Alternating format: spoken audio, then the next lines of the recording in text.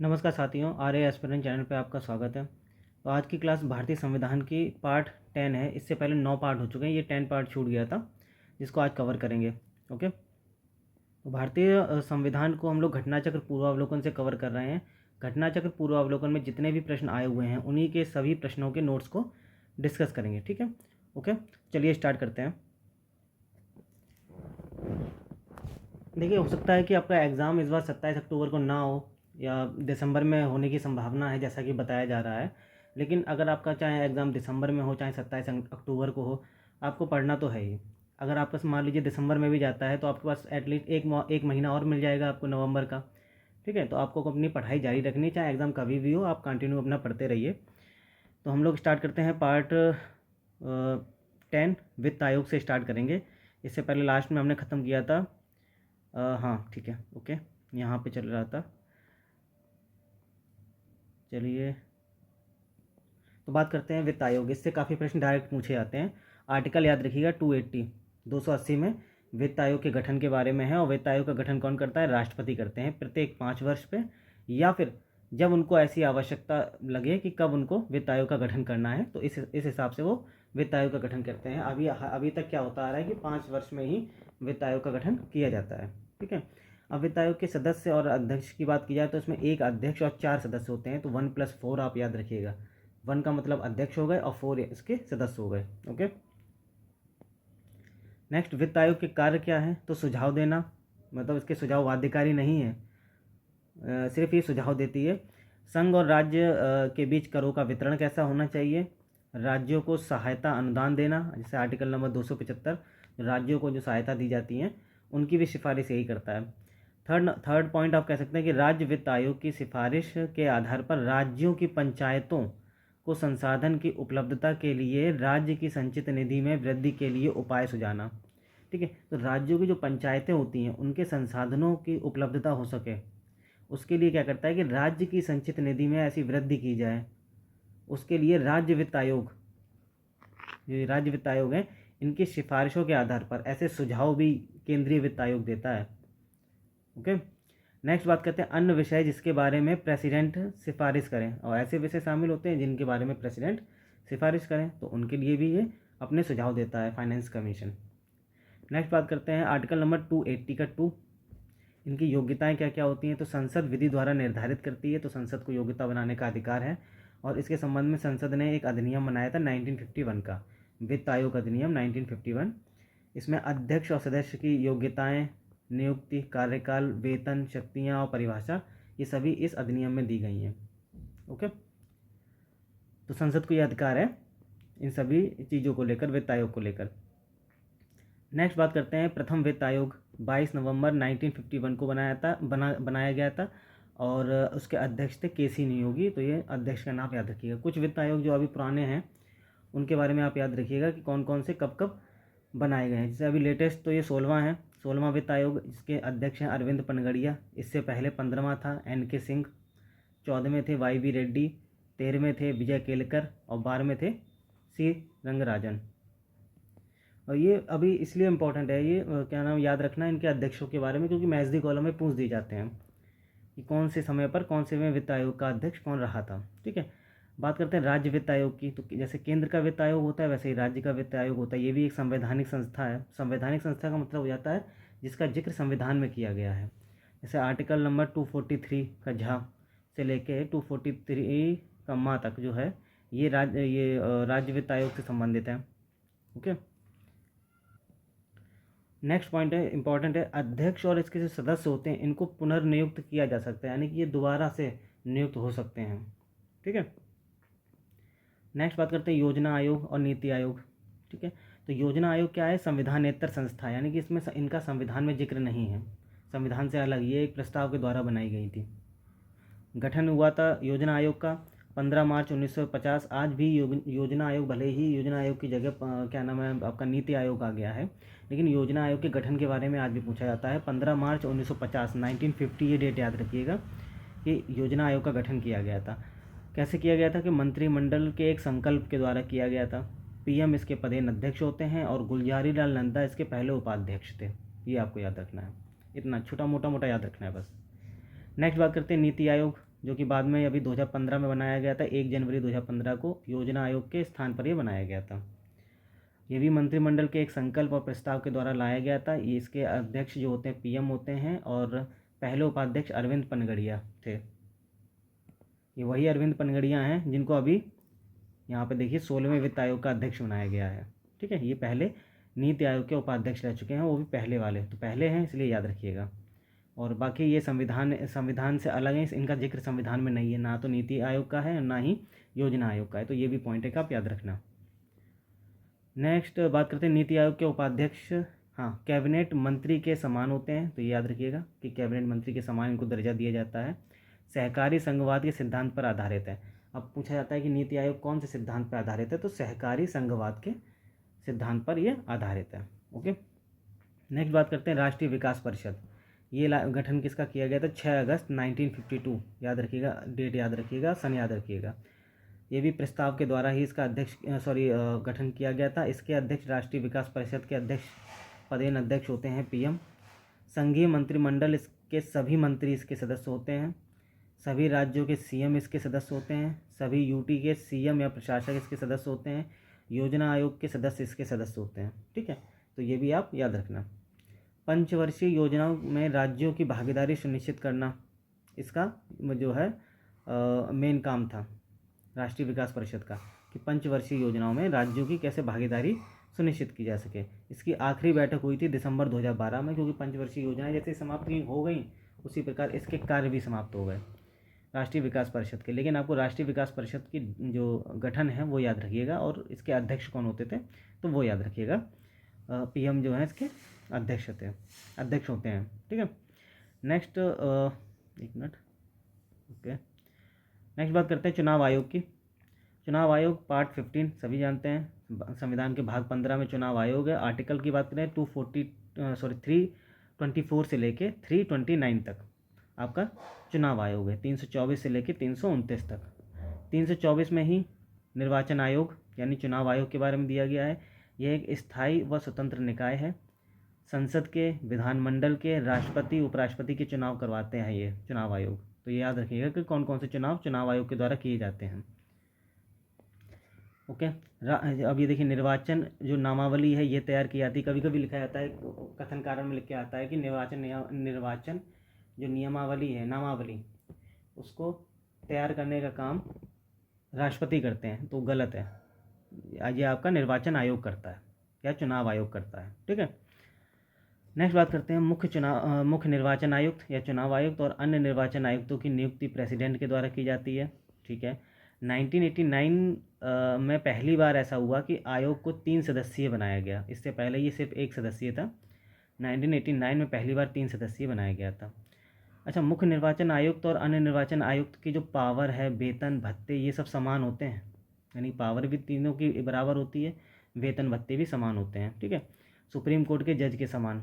और ये सभी जो हैं निर्वाचन आयुक्त वगैरह है या अन्य आयुक्त जो हैं, इन सभी के जो वेतन भत्ते हैं ये सभी सुप्रीम कोर्ट के जज के समान होते हैं। और आपस में भी इन तीनों के सब समान ही होते हैं, पावर में कोई डिफरेंस नहीं होता, वेतन में भी कोई डिफरेंस नहीं होता। ठीक है, प्रादेशिक आयुक्त की नियुक्ति कौन करता है? ये प्रेसिडेंट करते हैं। ठीक है, कार्यकाल की बात करें चुनाव आयुक्त की तो 6 वर्ष और 65 वर्ष, जो भी पहले हो, ये इनका कार्यकाल रहता है। 6 और 65 ऐसे करके आप याद रखिएगा। मुख्य निर्वाचन आयुक्त की बात करें तो आर्टिकल नंबर 324 का 5 ये लिखा है 5।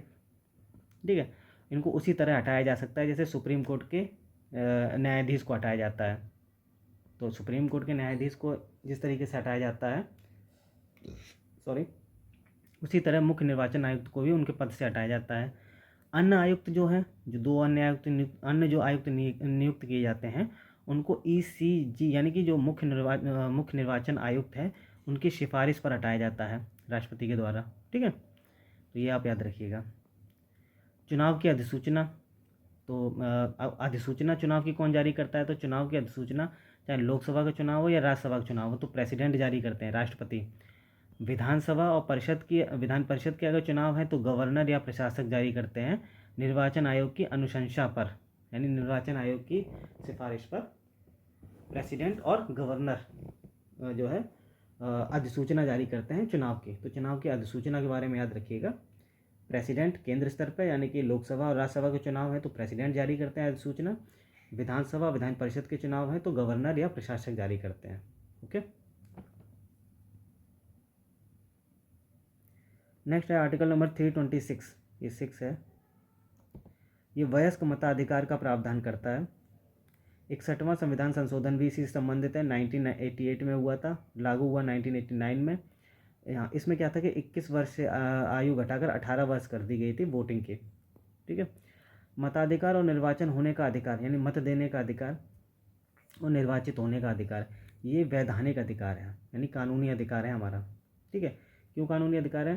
क्योंकि लोक प्रतिनिधि अधिनियम जो बनाया गया था 1951 में, उसमें ये इसकी व्यवस्था की गई है, तो इसलिए ये हमारा कानूनी यानी कि वैधानिक अधिकार है। ठीक है, डायरेक्ट क्वेश्चन यही आता है कि जो मत देने का अधिकार है या निर्वाचन का अधिकार है, कौन सा अधिकार है? तो ज़्यादातर लगा देंगे नहीं मूल अधिकार है, नहीं, ये क्या है? कानूनी अधिकार है। ओके, नेक्स्ट बात करते हैं स्थानीय निकायों का चुनाव। अब स्थानीय निकाय जो पंचायतों के चुनाव होते हैं तो वो कौन कराता है? राज्य निर्वाचन आयोग। राज्य का भी अपना एक निर्वाचन आयोग होता है। ठीक है, इंडिया के प्रथम जो सीईसी थे यानी मुख्य निर्वाचन आयुक्त थे वो थे सुकुमार सेन, तो ये नाम याद रखिएगा। पहली महिला जो मुख्य निर्वाचन आयुक्त थी वो थी रमा देवी। ओके, परिसीमन आयोग आर्टिकल नंबर 82, इसका गठन, परिसीमन आयोग का भी गठन कौन करता है? केंद्र सरकार करती है। केंद्र सरकार द्वारा विधि के तहत किया जाता है, तो केंद्र सरकार करती है, यहाँ पर राष्ट्रपति नहीं करते। ठीक है, राष्ट्रपति नहीं करते हैं परिसीमन आयोग का गठन। परिसीमन आयोग का गठन करती है केंद्र सरकार, याद रखिएगा। ठीक है, कार्य क्या होता है? चुनाव क्षेत्र की सीमा का निर्धारण करना। ओके, 5 बार अभी तक परिसीमन आयोग का गठन किया जा चुका है। 1952, 63, 73, 2002 और 2020 में भी लेटेस्ट में किया गया था, जब क्या कहते हैं उसको, जम्मू कश्मीर, और 2019 में जब जम्मू कश्मीर और लद्दाख को अलग अलग केंद्र शासित प्रदेश बनाया गया था, तो उसके लिए परिसीमन आयोग का गठन किया गया था 2020 में। ठीक है, तो अभी तक 5 बार परिसीमन आयोग का गठन किया जा चुका है। तो परिसीमन आयोग का गठन कौन करता है? केंद्र सरकार करती। कौन सा आर्टिकल संबंधित है? 82 नंबर आर्टिकल संबंधित है। चुनाव के संचालन का अधीक्षण और निर्देशन नियंत्रण कौन करता है? तो ये चुनाव आयोग करता है। ओके, एक एक्ट है निर्वाचन प्रतीक जो दिए जाते हैं, आरक्षण आवंटन आदेश है, ये 1968 का है, निर्वाचन प्रतीकों वाला। ठीक है, तो मान्यता प्राप्त राजनीतिक दलों के विभाजन या विलय के संबंध में विवाद का निपटारा कौन करता है? आयोग करता है, कोर्ट नहीं करती। ठीक है, तो मान्यता प्राप्त जो राजनीतिक दल हैं उनमें अगर मान लो विभाजन होता है या विलय होता है, उनसे संबंधित जो भी विवाद होते हैं, जैसे चुनाव चिन्ह को लेकर विवाद हो जाते हैं, तो उनका निपटारा चुनाव आयोग करता है। नेक्स्ट है दिनेश गोस्वामी समिति, इम्पोर्टेंट है, चुनाव सुधार से संबंधित है। एंड राष्ट्रीय मतदाता दिवस ये 25 जनवरी को मनाया जाता है। ओके, नेक्स्ट बात करते हैं राजनीतिक दलों के बारे में। तो वर्तमान में 6 राष्ट्रीय दल हैं, नेशनल पार्टी जो है 6, पहले 8 थी, तो अभी कुछ को निकाल के कुछ को शामिल किया गया था। अब इस समय आपको याद रखना है कि 6 हैं, जैसे कि इंडियन नेशनल कांग्रेस है, बीजेपी है, बीएसपी है, आम आदमी पार्टी है, एनपीपी है और सीपीआई-एम है। सीपीआई 2 हैं, सीपीआई और सीपीआई-एम। तो सीपीआई-एम इस समय नेशनल पार्टी है और सीपीआई को नेशनल पार्टी से हटा दिया गया था। ठीक है, तो ये टोटल 6 राष्ट्रीय पार्टियां हैं, राष्ट्रीय दल हैं इस समय वर्तमान में। नेक्स्ट बात करते हैं लोक प्रतिनिधि अधिनियम 1951 का। इसमें राजनीतिक दलों के पंजीकरण का प्रावधान है। तो राजनीतिक दलों का जो पंजीकरण किया जाता है वो इस एक्ट के तहत किया जाता है, 1951 के एक्ट के तहत। राजनीतिक दल को पहली बार संवैधानिक मान्यता 1985 में मिली थी, ये याद रखिएगा। अच्छा, इंडियन नेशनल कांग्रेस की स्थापना से संबंधित ये प्रश्न पूछे जाते हैं। इंडियन नेशनल कांग्रेस 1885 सभी को पता होगा। एनसीपी 1999 ये कांग्रेस से अलग होकर ही बनी थी एनसीपी, शरद पवार की जो है। बीजेपी 1980 में बनी थी।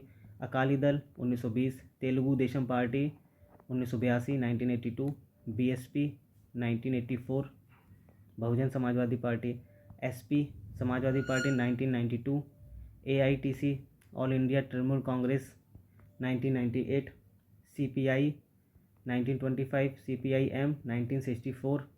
इस सीपीआई 1925 में बनी थी सबसे पहली, और सीपीआई जो कम्युनिस्ट पार्टी थी उसी से अलग होकर मार्क्सवादी एक नई विचारधारा निकल के आई थी, वो बनी थी 1964 में।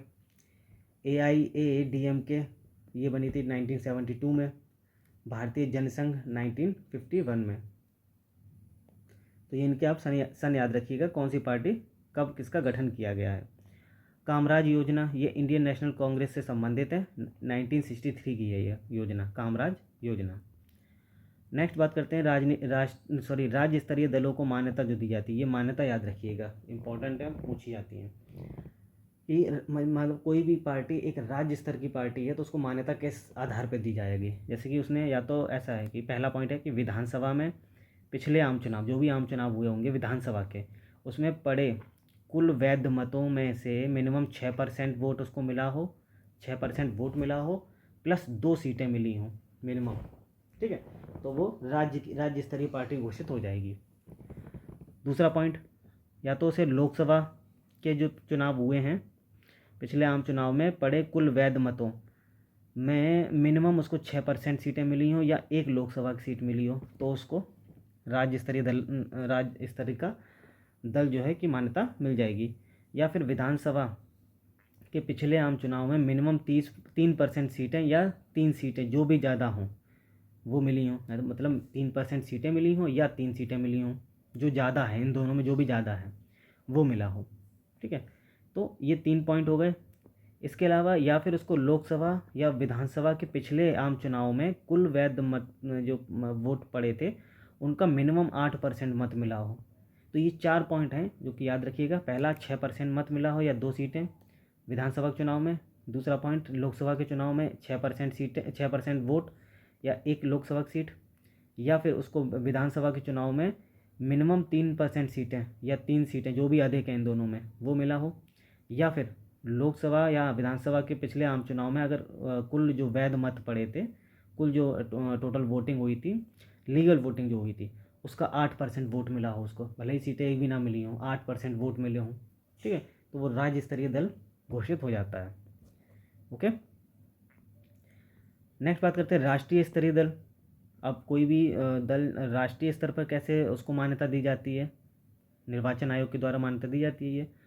तो उसने लोकसभा या विधानसभा के आम चुनाव में कुल जो वैध मत थे, कुल जो वोट पड़े थे, उसका मिनिमम 6% और 4 लोकसभा की सीटें प्राप्त की हों, ठीक है, तो उसको राष्ट्रीय दल हो जाएगा। 6% सीटें मिली, 6% वोट मिले हों, 4 लोकसभा की सीटें मिली हों।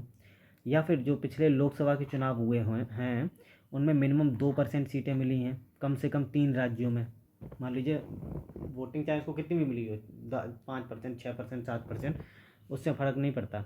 उसको लोकसभा के चुनाव में क्या हुआ, मिनिमम 2% सीटें मिल गई हों, ठीक है, तो 2% सीटें मिली हैं, लेकिन कितने राज्यों में, 3 राज्यों में, कम से कम 3 राज्यों में, 3 राज्यों में कम से कम उसको 2% सीटें मिली हों, ठीक है। थर्ड नंबर पॉइंट है कि उस दल को कम से कम 4 राज्यों में राज्य स्तरीय दर्जा प्राप्त हो। जैसे कि 4 राज्यों में अगर उसको राज्य स्तर का दर्जा प्राप्त है तो वो आराम से उसको राष्ट्रीय स्तर का दर्जा मिल जाएगा, ठीक है। तो ये 3 पॉइंट हैं राष्ट्रीय स्तर के दर्जे को लेकर। नेक्स्ट पॉइंट है, एक ये पूछा जाता है कि दल विहीन प्रजातंत्र का समर्थन किसने किया था। डायरेक्ट क्वेश्चन पूछा जाता है, तो 2 नाम याद रखिएगा, महात्मा गांधी और जयप्रकाश नारायण, ये दल विहीन प्रजातंत्र के समर्थन में थे। ओके, नेक्स्ट है संविधान संशोधन की बात करते हैं। काफ़ी प्रश्न पूछे जाते हैं, आपने देखा होगा। तो संविधान संशोधन आर्टिकल लिखाइए 368 पार्ट 20, यानी कि भाग 20 है और आर्टिकल है 368।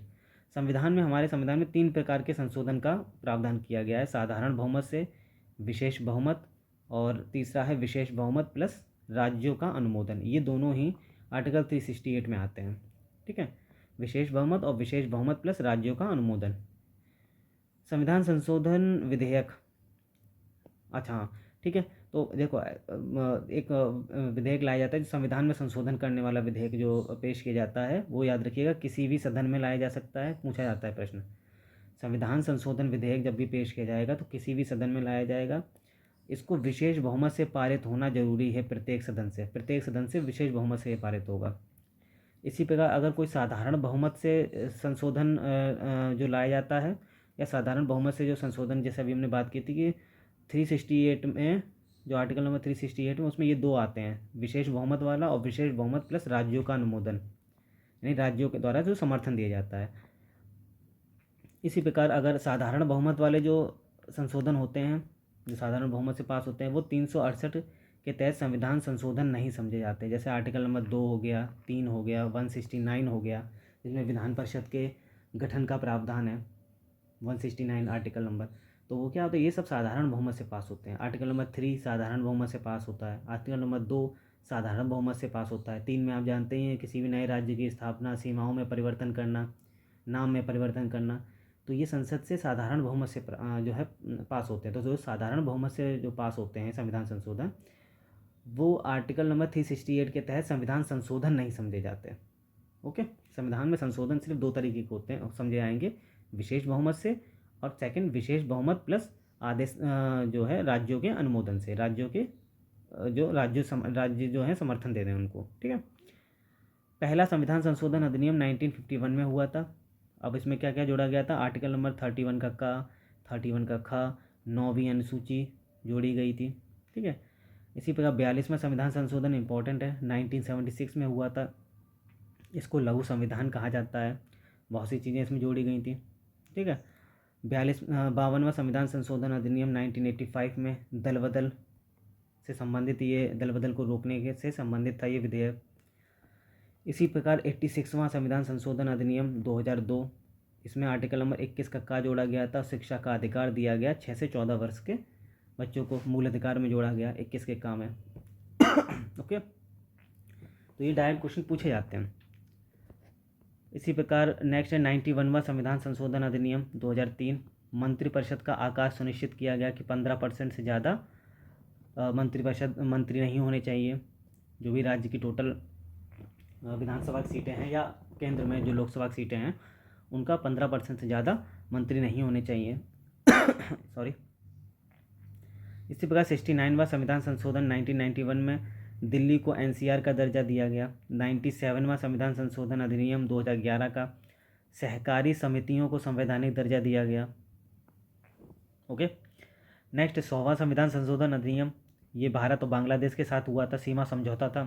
ठीक है, जिसमें कुछ बॉर्डर के आसपास के जो कुछ एरिया हैं वो बांग्लादेश को दिए गए, कुछ एरिया बांग्लादेश से इंडिया में आए थे। ठीक है, तो ये 100वां संविधान संशोधन हुआ था। इसी प्रकार 101वां संविधान संशोधन जीएसटी से संबंधित है, काफ़ी चर्चा में था, याद रखिएगा। 102वां संविधान संशोधन अधिनियम, ओबीसी आयोग को संवैधानिक दर्जा दिया गया, इंपॉर्टेंट है। नेक्स्ट है 103वां संविधान संशोधन अधिनियम, ईडब्ल्यूएस को 10% आरक्षण। 104वां संविधान संशोधन अधिनियम, SC ST आरक्षण को 10 वर्ष के लिए आगे बढ़ाया गया। ठीक है, ये समय समय पर हर 10 वर्षों में SC ST जो आरक्षण है उनको हर 10 वर्षों में 10 वर्षों में 10 वर्षों के लिए आगे बढ़ाया जाता है। ठीक है, इसी में ये भी इम्पोर्टेंट है, एंग्लो इंडियन का जो मनोनयन था, इस प्रावधान को निरस्त किया गया है। अब एंग्लो इंडियन के लिए सीटें अब नहीं रहेंगी। ठीक है, जैसे 2 सदस्यों को लोकसभा में नियुक्त करते हैं राष्ट्रपति एंग्लो इंडियन के, राज्यों की राज्य विधानसभा में 1 सदस्य को नियुक्त किया जाता है एंग्लो इंडियन के तौर पे। तो अब ये जो है आगे के जो भी चुनाव होंगे उनसे अब ये जो सीट है वो ख़त्म कर दी गई है एंग्लो इंडियन वाली। तो ये संशोधन याद रखिएगा, वो संशोधन था 104वां संविधान संशोधन।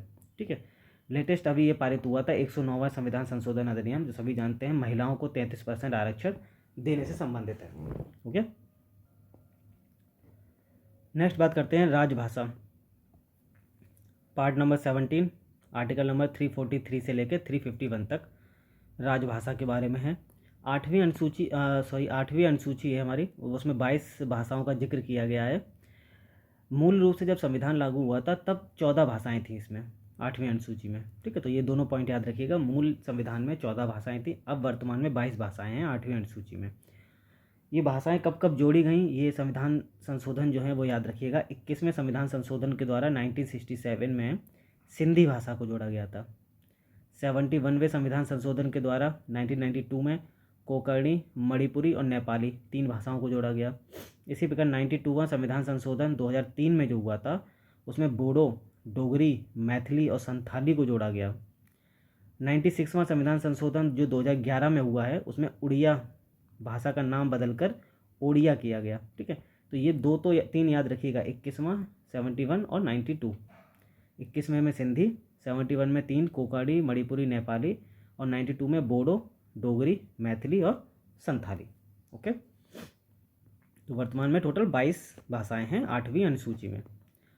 14 सितंबर 1949 को हिंदी संवैधानिक रूप से राजभाषा घोषित की गई थी। राष्ट्रभाषा नहीं, राजभाषा। ठीक है। आर्टिकल नंबर 343 का फर्स्ट कहता है कि संघ की राजभाषा हिंदी और लिपि देवनागरिक होगी। ये 343 में है। ठीक है। नेक्स्ट है आर्टिकल नंबर 344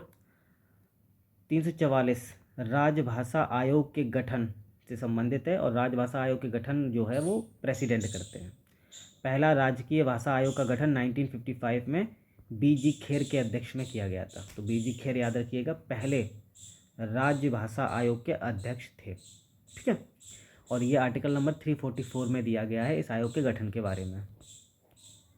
नेक्स्ट, और गठन कौन करता है? राष्ट्रपति करते हैं। ये 3 पॉइंट आपको इसके बारे में याद रखने हैं।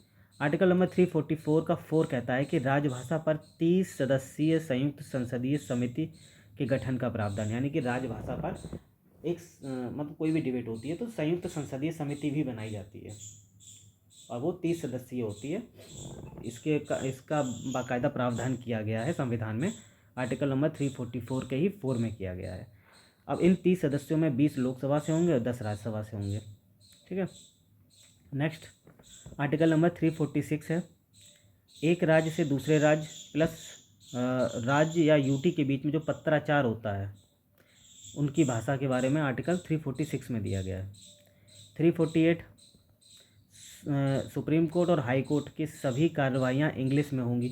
ये बताया गया है कि आर्टिकल नंबर 348 में कि जो हाई कोर्ट है और सुप्रीम कोर्ट है इनकी सभी कार्रवाइयाँ इंग्लिश में होंगी। आर्टिकल नंबर 350 का प्राथमिक स्तर पर मातृभाषा में सुविधा, बहुत इंपॉर्टेंट है, बहुत बार पूछा जाता है। प्राथमिक स्तर पर मातृभाषा में सुविधा देने का प्रावधान किया गया है 350 के का में। 350 का खा, भाषाई अल्पसंख्यक वर्गों के लिए एक विशेष अधिकारी की नियुक्ति। तो भाषाई जो अल्पसंख्यक वर्ग हैं उनके लिए एक विशेष अधिकारी नियुक्त किया जाएगा, ये 350 के ख में है। ठीक है, ये दोनों याद रखिएगा। और आर्टिकल नंबर 351 ये हिंदी भाषा का विकास कैसे करना है उससे संबंधित है, कि हिंदी भाषा का आपको विकास कैसे करना है, ये आर्टिकल नंबर 351 में दिया गया है। ओके, तो जितने भी आर्टिकल थे इनसे प्रश्न पूछे गए हैं। ऐसे आर्टिकल तो बहुत सारे हैं, लेकिन जिनसे प्रश्न पूछे गए हैं अगर आपको वो भी अगर याद रहते हैं तो आप कहीं ना कहीं क्वेश्चन को सॉल्व करने में सक्षम रहते हैं। मैथ दी कॉलम में अगर मान लो आपको 1 या 2 भी पता है, कभी कभी ऐसे मैथ दी कॉलम होते हैं कि आपको 1 ही पता है और 3 नहीं आते, आप क्वेश्चन सॉल्व कर लेते हैं। आपने अगर प्रीवियस ईयर क्वेश्चन देखे होंगे तो आपको पता चल जाएगा कि किस तरीके से आते हैं प्रश्न। ठीक है, तो आज की बस पॉलिटी के सेशन में बस इतना ही है, और 10 क्लासेस हो चुकी हैं। 10 की PDF भी आपको टेलीग्राम चैनल पे मिल जाएगी, वहाँ पर अवेलेबल है, वहाँ पर आप ज्वाइन करके उसको डाउनलोड कर सकते हैं। इसके अलावा बस घटना चक्र की ये जो पॉलिटी है इसमें बस इतना ही है। इसके बाद हम लोग कंटिन्यू कर रहे हैं, इस समय चल रहा है पर्यावरण, इन्वायरमेंट, जिसमें कि 2 क्लासेस हो चुकी हैं। इसको भी 2 से 3 क्लासेस और लगेंगी और आपका कंप्लीट हो जाएगा। ठीक है, 27 अक्टूबर को एग्ज़ाम होना या ना होना वो एक अलग की बात है। आप लोग अपनी पढ़ाई करते रहिए, जितना मुझसे हो सकेगा मैं आपको करा दूंगा। ओके, बाकी आप मेरे चैनल पर बने रहिए, इसी तरीके की वीडियो आपको मिलती रहेंगी। और बस आपसे एक ही निवेदन है कि चैनल को सपोर्ट ज़रूर करें, अपने दोस्तों के साथ शेयर करें, और पूरा वीडियो सुनने के लिए बहुत बहुत धन्यवाद।